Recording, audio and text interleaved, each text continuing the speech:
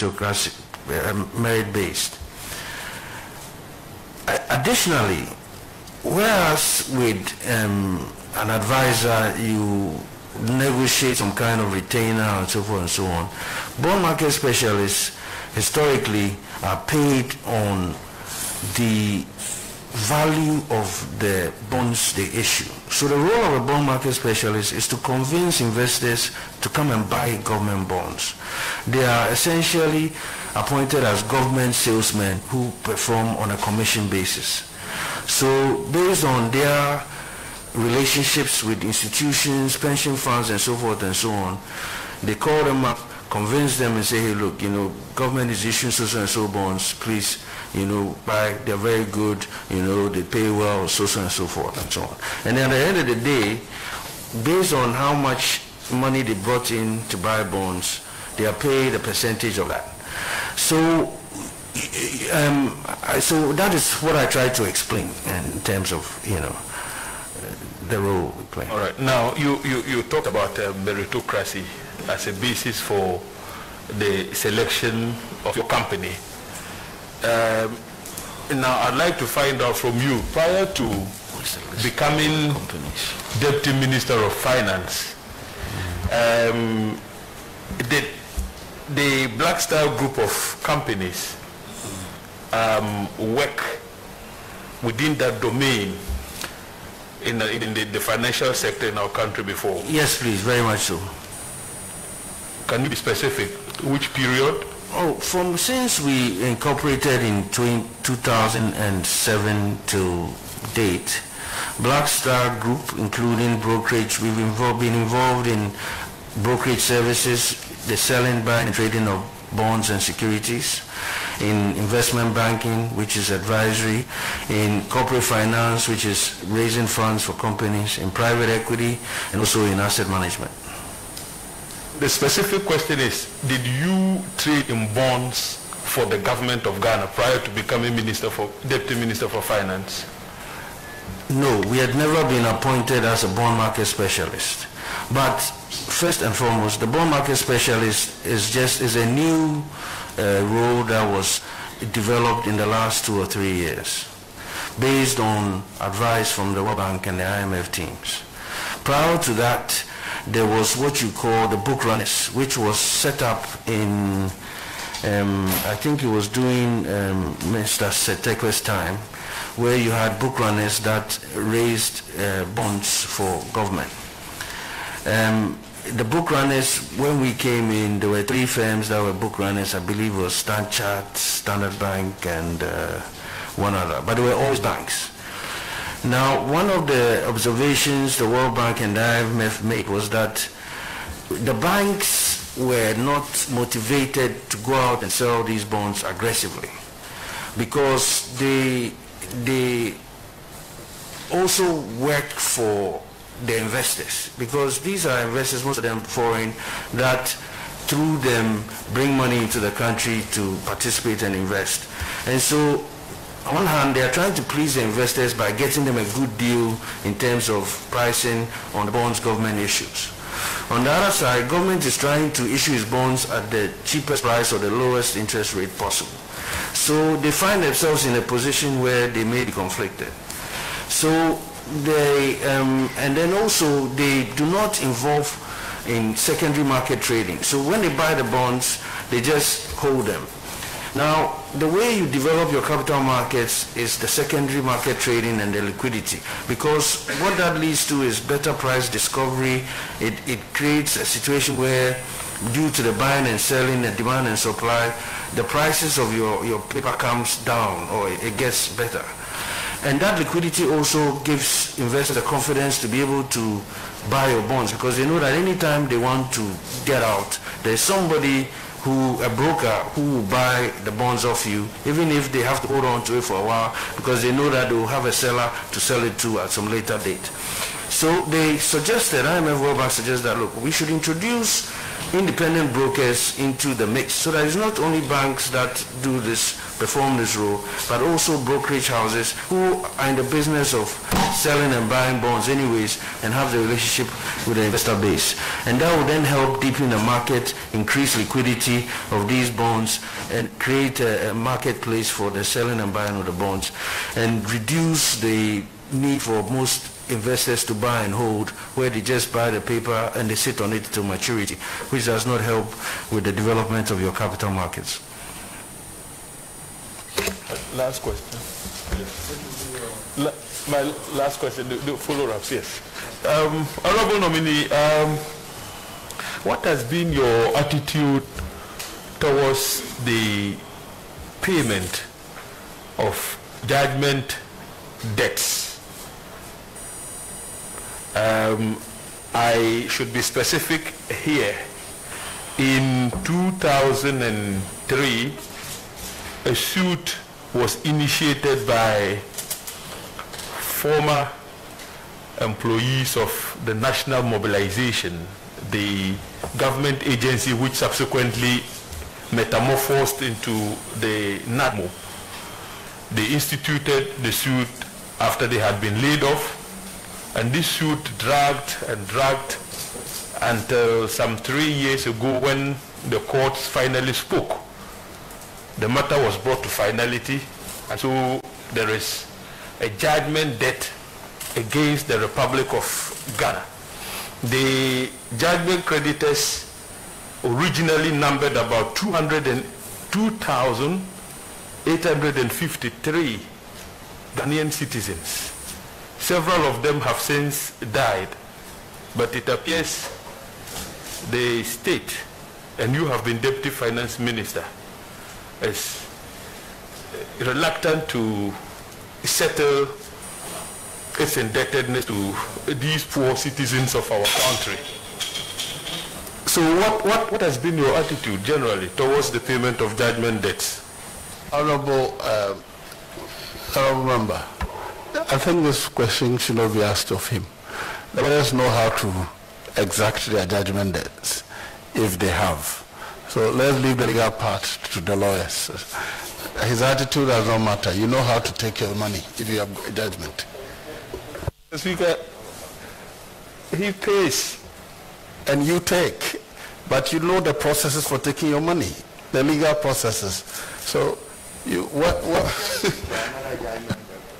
Very well, Mr. Speaker.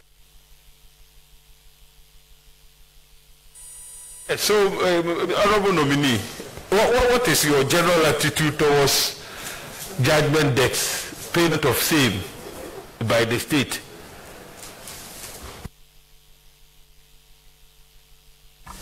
Mr. Chairman, the first time I heard about judgment debt, I think, was in the case of Boahen. Prior to that, I'd never heard of it before. And it's something that now that I'm in public office, I have come to encounter.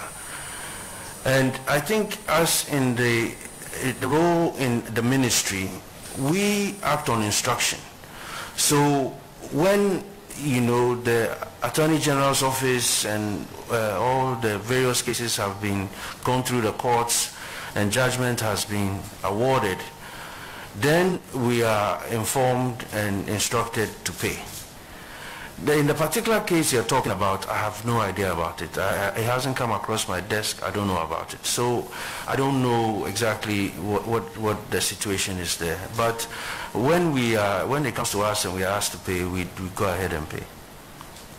Subject, of course, to having the resources. See me, I'll guide you how I did mine. Yes. Anybody on the majority side again? Very well. Yes, Sosu. Thank you very much, Mr. Chair. First of all, congratulations, Mr. Boahen. I want to make a first inquiry on your CV, because whilst talking, you had indicated that you had resigned your position in the Blaster Advisors and its affiliate companies, but on page 2 of your CV, you can look at it employment history. You have stated that you remain the founder and CEO of Black Star Advisors and Primrose Properties Ghana Limited from 2007 to date. I don't know whether that is correct. That is incorrect, Mr. Chairman. In fact, we corrected it and submitted the corrected versions. Okay, so the copy I have still maintains that. So maybe for the record, if that could, yeah, okay, very well. So that can be corrected. All right, thank you very much. So my substantive question has to do with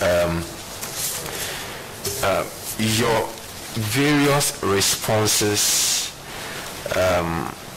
about our national debt.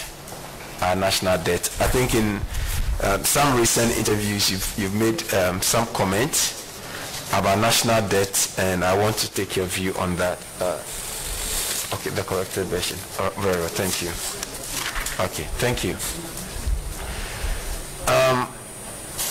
When it came to answering questions about taxation and the various taxes that were imposed recently, you were heard on John FM saying we can't borrow anymore because we need to share the burden of taxation.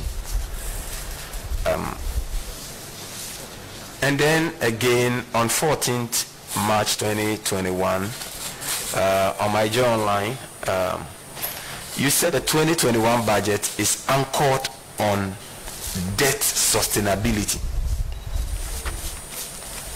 However,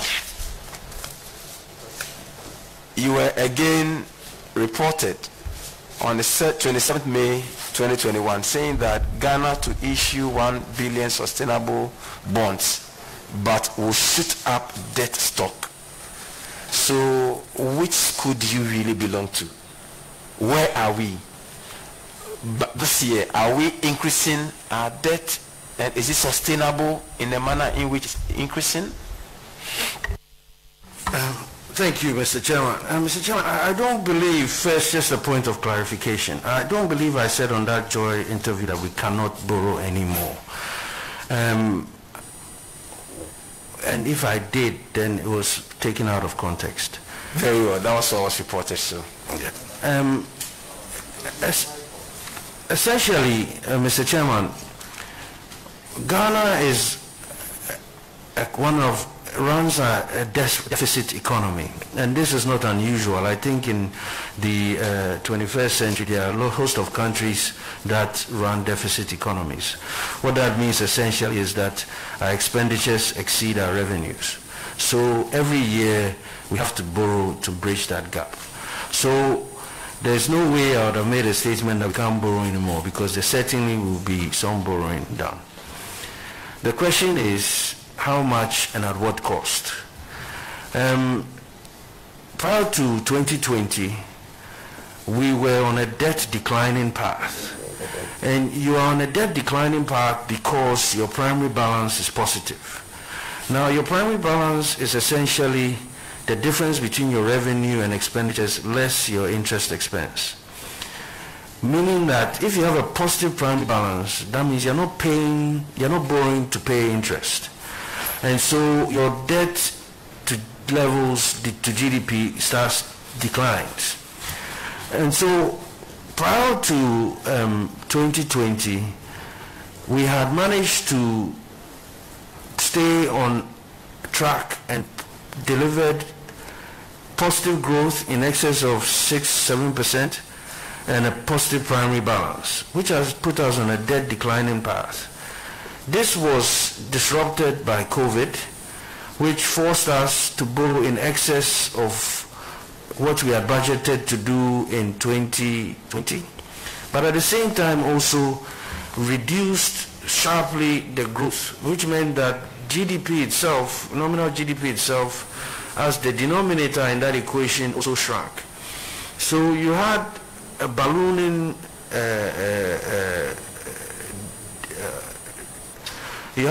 revenue, expenditure, declining revenue, which led to the need to borrow more, which meant that the denominator in your debt to GDP, the numerator in your debt to GDP calculation was bigger, whilst the denominator, which was your GDP growth, had not grown as much as it was supposed to grow.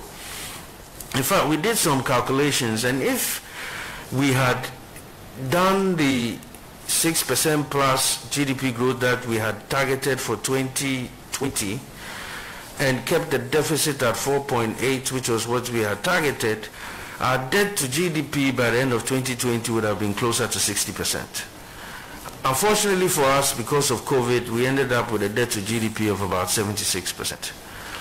Now, the school of thought is that to ensure debt sustainability, you should, one, maintain a positive primary balance, and two, try and keep your debt under 70%. No, but of course, you know, there are countries like Japan and America and so forth where their debt to GDP exceeds 100%. But, you know, they have the luxury of being able to print dollars, which we don't. So we tend to want to keep our debt at sustainable levels, which is perceived to be under 70%. In the 2021 budget, in 2020, we came to Parliament and got approval from your good selves to do up to 5 billion in euro bonds, of which 1.5 was to be used for the budget and 3.5 for liability management. This was all factored into the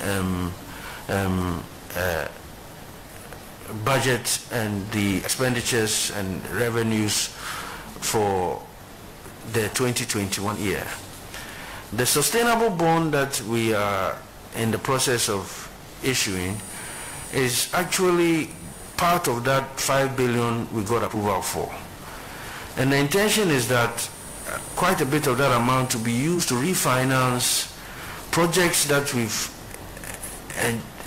done in the past that qualify as sustainable projects or social projects or environmentally friendly projects, which is essentially another form of liability management, and the balance of which would be used for the budget if we've not reached that 1.5 billion limit for the budget, for budgetary purposes. So I think, to cut a long story short, in summary, we cannot do without borrowing so long as we run a deficit economy. However, we have to do so responsibly and in line with our growth, and whilst maintaining a positive primary balance, and as well as ensuring that we reduce or continue to reduce the cost of borrowing by lowering the interest rates in order that the revenue that we generate can service these debt obligations. Thank you. Now, again on the national debt. Exactly how much did COVID contribute to the national debt? And I'm asking this question because, as you are well aware, as of 2016, our public debt stood at 122 billion, which represented 57.12% of the rebased GDP, according to the IMF and the World Bank Outlook database. And as of 2020, as you rightly said, our debt rose to 291.6 billion. And this actually represented 139% increase within 4 years. So how much did COVID contribute to this debt? Mr. Chairman, COVID cost us directly about 21 billion.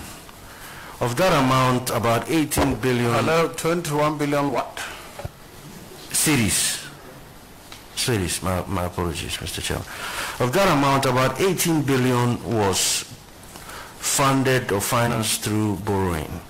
The rest came in as some grants. We took some money from the Stability Fund and so forth and so on. But we have to keep in mind that we also had incurred unexpected costs to resolve the financial sector and the energy sector. Financial sector, I believe, was also estimated about 21 billion. And so if you add that 21 billion to the 18, that puts you at about 39 billion. And then about another 12 billion we spent for the energy sector excess capacity payments. So you have 21, 18, 39 plus 12, 40, 50, about 51 billion cedis. I remember he was interested in COVID. The rest, you have talked about them, but COVID, 21, or the 23? About 21 billion. 21 billion Ghana cedis. COVID. Yes, let's proceed. 21 billion, what percentage of GDP is that? Which GDP? 21 billion overall. Are you talking 2020 GDP or 2021? Yes, 2020. 2020 GDP was about 388 billion, and so it's about 1.5%. Do you mind if I use my calculator? At the chairman's indulgence, we just need the number. I just want COVID as a percentage of GDP in respect of its burden to public debt. So, Mr. Chairman, is it okay if I calculate on my calculator? Yes, it is. Okay.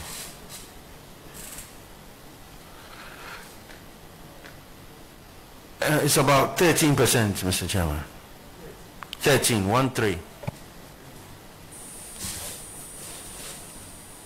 Yes, Honorable Sophie, you proceed. Oh, my apologies. Sorry, that's wrong. That was the total 50 something. Let me just do the 21 divided by 388. It's 5.4%. My apologies, Mr. Chairman.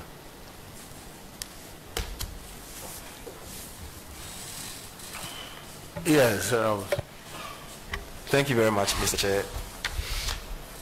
Now, my very last question again is on the public debt again. It's been reported by Charles Nixon Yeboah on my journal online that with the proposed 13 billion facility that government intends to acquire, our public debt is going to increase to 304.6 billion. Now, the biggest worry has been that much of what we borrow ends up in consumption. So at the end of the day, we are not able to invest in critical sector that will lead to development or fixing of the country. And this is against the background that much of national resources is allocated to the office of government machinery. I put this question earlier on to the substantive minister, and I want you to also respond to same. That when you look at this year's budget, the allocation to the office of government machinery rose by 504.87%. That is, last year the allocation was 79,392,760. But this year the allocation is 823,880,668. And this represented about 504.85% increase. For a government that really wants to share burden, do you think it's prudent to allocate this huge sum of money to the Office of Government Machinery, particularly when we are looking for this money for investment in critical sector? Thank you, Mr. Chairman. Mr. Chairman, I believe the numbers should speak for themselves.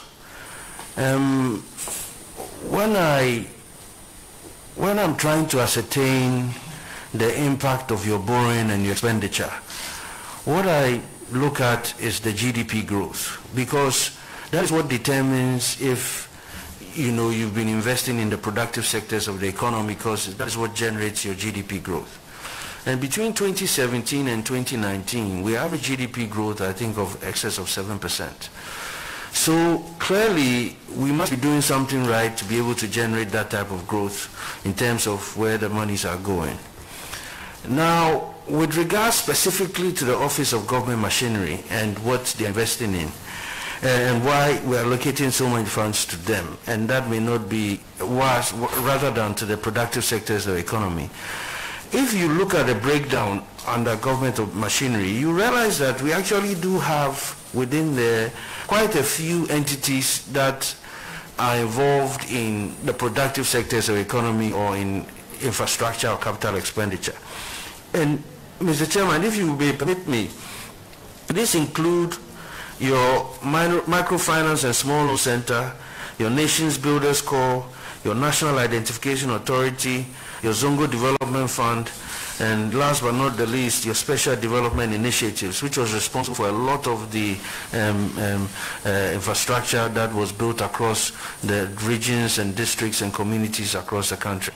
So I believe the money is going into capital expenditure and into productive sectors. Thank you, Mr. Chairman. Yes. Very well. Eric. Thank you very much, Mr. Chairman.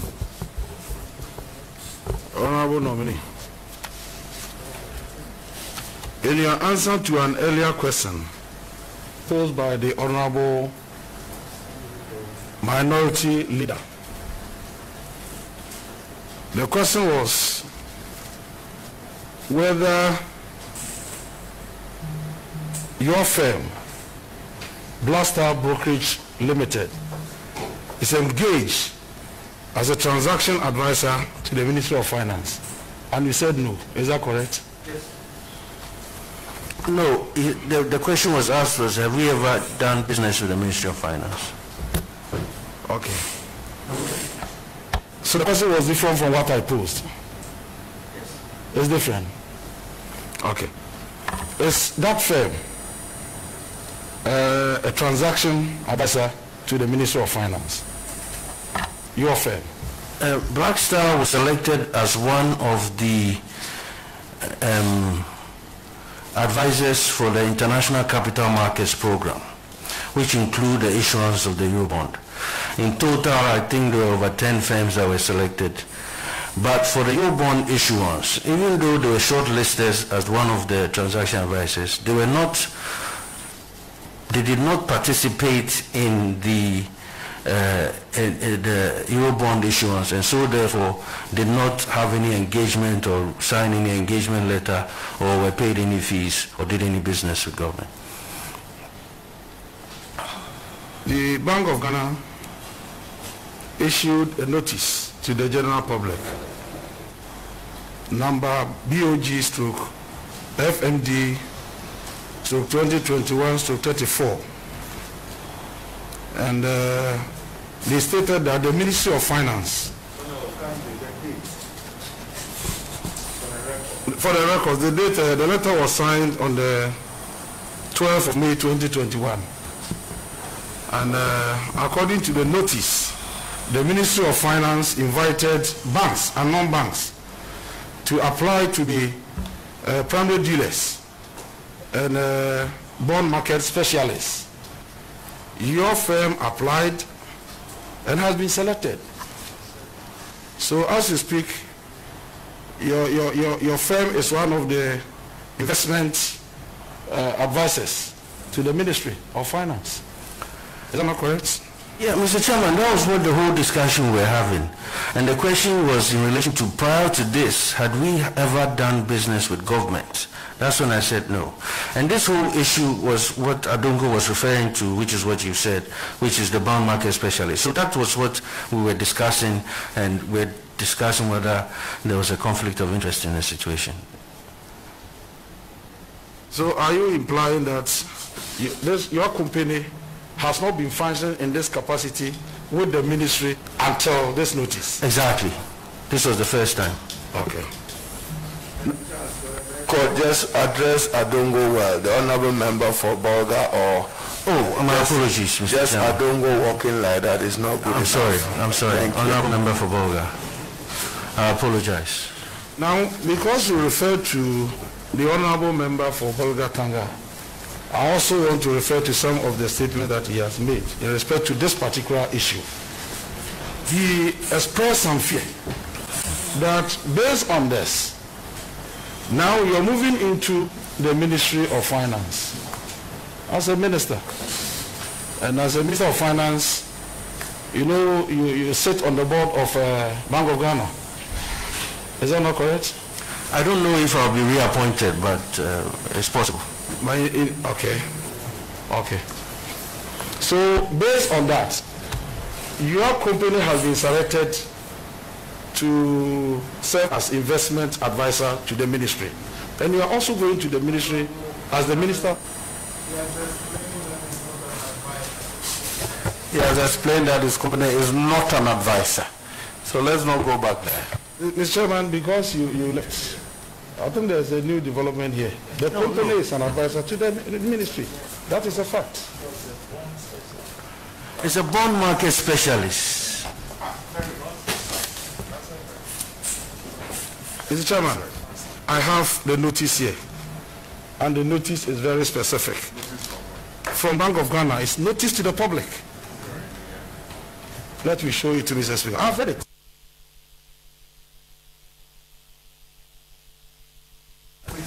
Yeah. I'm reading from the second table. The following institutions out of the PDs, primary dealers, have been selected as bond market specialists for the issuance of government bonds through the book building processes. International banks, Stanbic, local banks, GCB Bank, investment advisory firms, Blackstar Brokerage Limited. And that's what I'm saying. And the question I'm posing now is that now he's heading to the ministry. He's going to the ministry as a minister of states. Mr. Chairman, sorry, if I may clarify, the investment advisory firm there is with a description of the type of firm that it is. The role they are playing is in the header, where it says the following institutions out of the primary dealers have been selected as bond market specialists for the issuance of government bonds. That's the role they are playing. But they are historically investment advisory firms. That's how they are captured under their license. The bond market specialist is to advise the ministry on bond matters. That is the work. On bond matters, matters relating to bond. That is what the bond specialist is supposed to do. And therefore you cannot say that because the firm has been selected as a bond market specialist, that firm is not serving as an advisory firm to the ministry. It's an advisory firm to the ministry by virtue of having been selected as bond market specialist to the ministry. Please proceed with your question. Mr. Chairman, are you clear with that? I don't agree with the interpretation, but proceed with your question. What exactly is the work of the bond market specialist to the ministry? The responsibility of the bond market specialist is to go out and sell bonds, government bonds to investors for a commission. For a commission? To market and sell bonds to. Who determines the commission for the bond market specialist? The commission is, as already stated, it was there and has been there prior to the engagement, because the bond issuance is a process that was started by Mr. Setekpe back in I don't know, it was in the previous government. Somebody says that the Minister of Finance, after having the approval and subsequently appointed by the President, somebody states that by virtue of your appointment you have awarded contract to yourself. Would you dispute that? Mr. Chairman, it's very important that I state categorically that I resigned from the board and from the management of Blackstar Advisors at the beginning of 2017. Since then, I've never stepped into that office. I don't involve myself in any of their business dealings or what goes on there. But I didn't even know they had applied for this. So I don't think that will be an accurate description of what goes on if somebody was to say that. In the absence of the minister, you acted as the Minister of Finance. I acted as the president's representative. Invitations for the banks and non-banks to apply as primary dealers and bond market specialists was issued during that time. I believe so, but I believe it was issued by Bank of Ghana. By Bank of Ghana? Yes, please. And the notice indicates that the Ministry of Finance did that. The notice states. If you notice, it's a Bank of Ghana letterhead on the notice. After undertaking a review of the primary dealer system, the Ministry of Finance invited banks and non-banks to apply. So it didn't come from Bank of Ghana, from the Ministry of Finance under your watch. My mistake. As a caretaker. My mistake, Mr. Chairman. But I didn't know about it. I wasn't involved in the process. It's handled at the director level or below. Now, when you were the president's representative, this thing happened, but you didn't know. Is that what you're telling the committee? Mr. Chairman, the Ministry of Finance, there's a lot going on in the Ministry of Finance, and there are a lot of things that are handled at the director level and below. This is a normal, typical procedure that is conducted towards the engagement of bond market specialists or transaction advisors. That goes on without, what the main thing is to make sure that public procurement is involved, and that, you follow the right procedures in the procurement process. So even when your own firm was applying, you didn't know? Eric, you're entitled to 3, but you're going on. If you're going to... Because the majority side is not here, we haven't changed the rules. But you're not. We haven't changed the rules, so you are only finish. Mr. Chairman, I should finish. Okay. So the last question I pose, I ask, you were the president's representative at the time, and your own firm applied to the ministry. You said it was handled at the technical level, the directors, and therefore you didn't know. But when your own firm was applying, I'm not remember. This your own firm thing. He has unsaid it. Let's not repeat it. He said he stopped working for that firm since 2007. Just because I worked at DVLA up to 2017, sorry. It doesn't mean that what DVLA does today, I would have a knowledge about it. That's not fair. Mr. Chairman, I agree with you perfectly. By working for a company, Mr. Chairman, I agree with you perfectly. But working for a company and owning a company are two different things. We are talking about the owner of a company, and you are relating it to you working with DVL, which is not for you. I agree, but management of influence or say in what they do, it is their responsibility to go out and raise money for government when government issues bonds, and they then get paid based on their ability to do so or not to do so. Thank you, Mr. Chairman. Chairman, just a little follow-up. To paraphrase your word, I have no influence in what they do. Will you have an influence as minister in what they get? In what they what? In what they what? What they get as business. And that is what will enjoy the conflict of interest. No, Mr. Chairman. Thank you, Chair. Yes. Does any of the leaders to ask a question? Yes.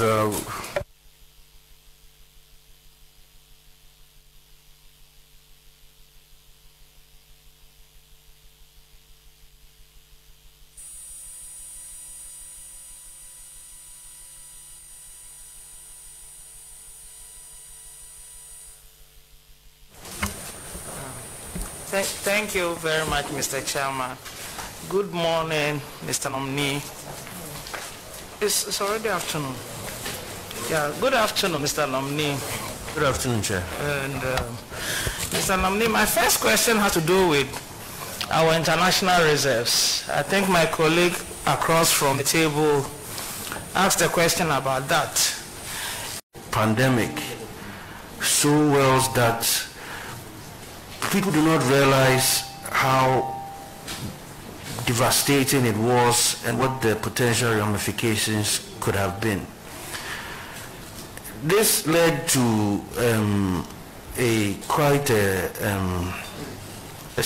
dire situation, and a lot of people got laid off, a lot of businesses collapsed. I mean, it has been really tough. And I think that hardship is a result of the dark situation that we went through last year. In fact, you know, it could have been a lot worse, and if you go to some other countries and you listen to some of the stories, not only in the loss of lives, but businesses and livelihoods. So it will take us a while to recover. And I think that we are actually on the right path. I think the introductions of the vaccines and the speed with which we brought the vaccines in will help us get back to normal quicker, which will then allow businesses to resume work, the borders to be open fully, and for economic activity to resume. And I believe once that happens, the hardships will be relieved and people will feel better off. With regards to the reserves, I think one thing that helped with the reserves was the fact that imports slowed down. So we didn't have to use a lot more dollars to buy goods to bring in.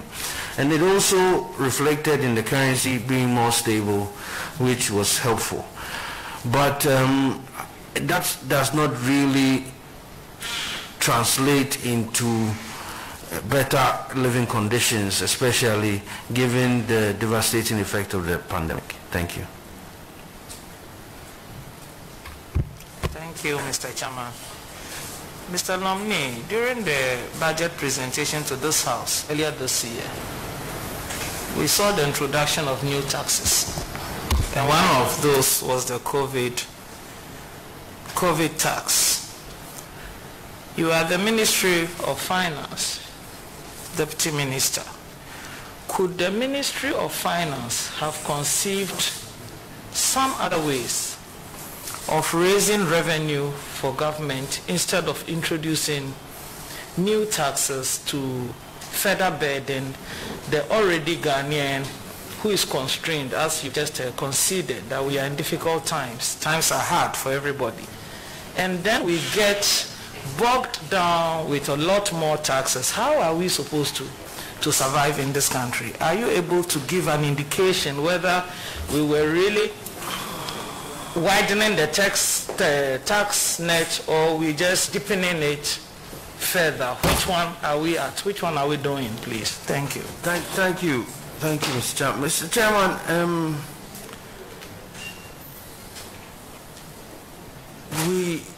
revenue mobilization is something that we are aggressively pursuing, and we believe that with digitalization,